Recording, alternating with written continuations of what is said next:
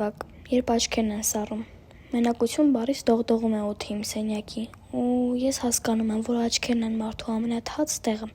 Երբ աչքերն են սառում, ասում են, թե այ, մարդ է գալու, բայց դա եթե սուտ չէ, ապա բարություն է, որ ծնվել է միայն խղճությունից։ Իմանք էլ են սառում, սակայն դու չես գալու, դու չես կարող, գիտեմ։ Եվ օդը սենյակիս պիտի շարունակի մենակություն բառից անվերջ դողալ, հարուցելով իմ մեջ այն միտքը հին, թե վիհերը գուցե նրա համար են լոկ, որ մարդ ներքև նետվի, իսկ եթե վիհերն իրոք նրա համար են լոկ, որ մարդ ներքև նետվի,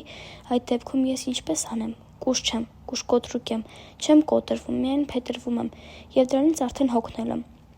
Ինչպես թուղթն է հոգնել իմ ջանքերից, հեռվից հեռու ասել է քեզ երկու բառ, որ կարող է նույնքան ինձ թարգմանել, որքան թարգմանում է ինքնաթիռին հավը, սուտ կա, որ ճիշտ արժե, ու ես հավատում եմ, որ մեր հնարած ստին, թե չեն կորցնի իրար,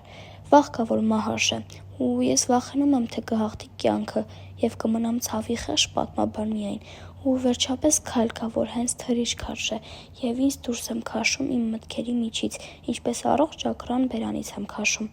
բայց հոգնել եմ արդեն, և հոգնել եմ այնքան, որ չեմ զգում ոչինչ, ցավ չեմ զգում անգամ, այ թե հնար լիներ չզգալ նաև, որ աչքերն են մարդու ամենաթաց տեղը։